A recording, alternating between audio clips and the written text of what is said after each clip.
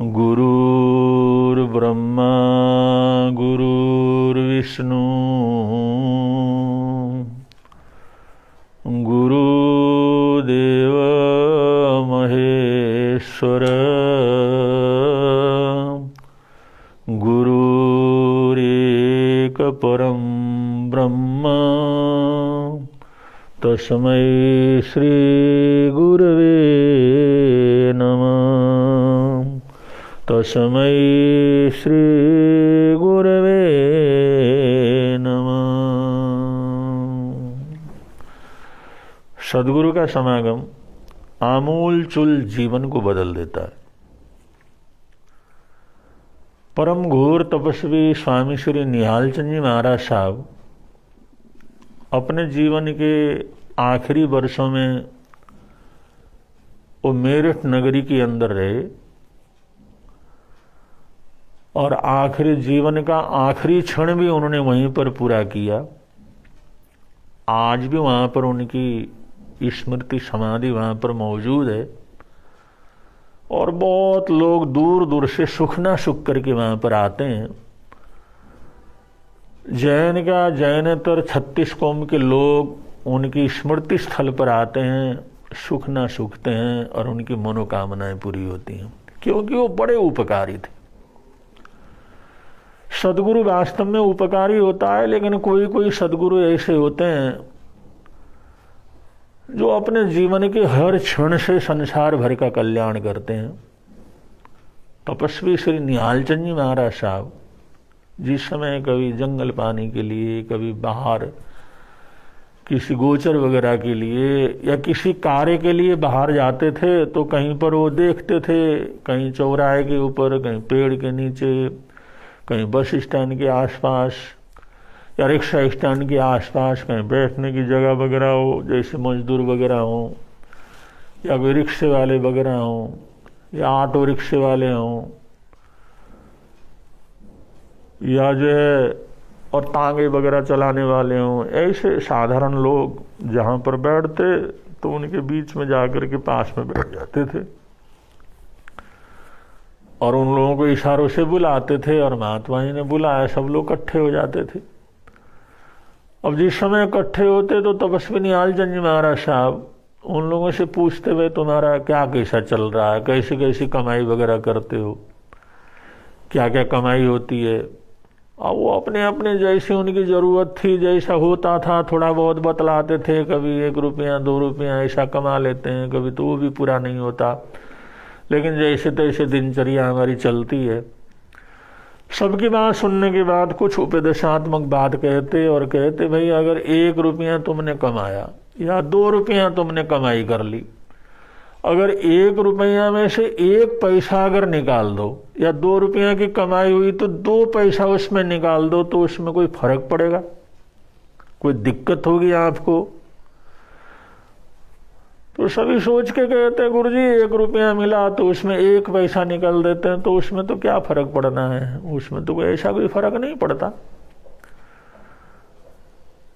तो उनको प्रेरणा देते, भाई मेहनत करते हो, परिश्रम करते हो, अगर जो प्रभु कृपा से तुम्हारे को 1 रुपया 2 रुपया 4 रुपया मिले तो 1 रुपया के पीछे 1 पैसा निकाल देना।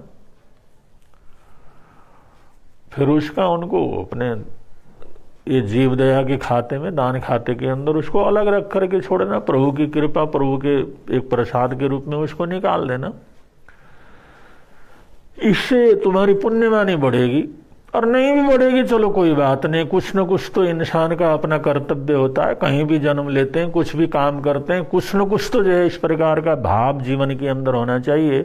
1 रुपया का मुनाफा हो तो 1 पैसा निकाल दिया करो। उन्होंने कहा फिर उसका क्या करना, उनको पड़े रहने दो। 10 दिन हो गए, 15 दिन हो गए, महीना हो गया, 2 महीना हो गया, कभी तुम्हारे पास 54 हो जाए, 58 हो जाए, रुपया वगैरह हो जाए, तो उस समय अगर तुम्हारे को लगे कि भूखे को भोजन की ज़रूरत है, किसी को दवाई बूटी की ज़रूरत है, किसी को कोई कपड़े वगैरह की ज़रूरत है, कोई तकलीफ में है, तुम्हारे को लगे इसको बहुत तकलीफ है, तो उनमें से उसको सहयोग दिया करो।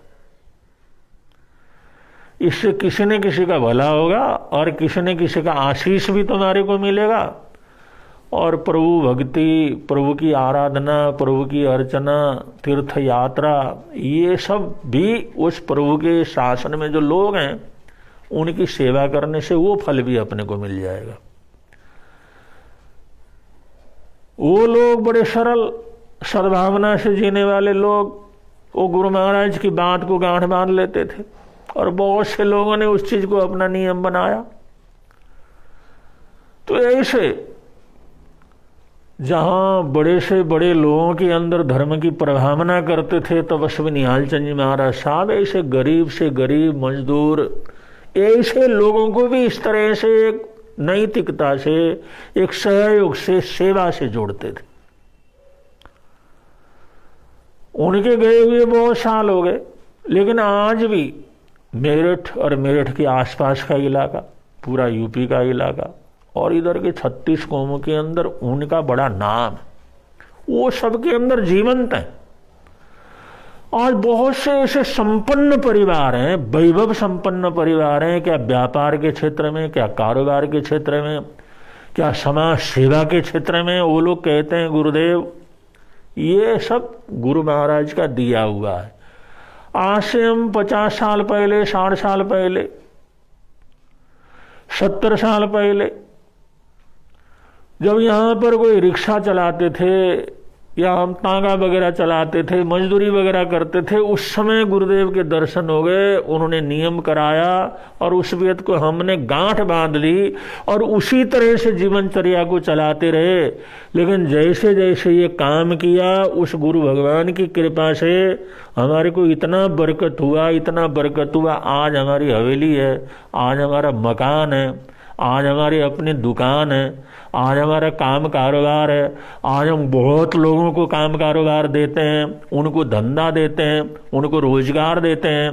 लेकिन ये सब उस गुरु की कृपा है। उस समय हमारे को ऐसे रास्ते के ऊपर लगाया, वो एक एक पैसे की बरकत से आज हम यहाँ पर पहुंचे। उनको याद करते करते लोग रो पड़ते हैं, श्रद्धा से नतमस्तक होता है उनका सिर। वो कहते कुछ नहीं था हमारे पास, लेकिन आज जो कुछ भी है उनके उपदेश का, उनके संदेश का ये परिणाम है। आज प्रभु कृपा से हमारे पास कोई किसी प्रकार की कमी नहीं है और जब कभी ऐसा मौका मिलता है तो हम ऐसा कर लेते हैं। तो गुरुओं का संरक्षण मिलता है, सदगुरुओं का संरक्षण मिलता है। उनकी एक बात भी अगर हमारे दिल के अंदर लग जाती है तो उसी एक बात से हजारों प्रकार की समस्याओं का समाधान भी हो जाता है और इंसान की उन्नति भी हो जाती है। इसलिए सदगुरुओं का मिलना ये इंसान के जीवन की बहुत बड़ी घटना होती है।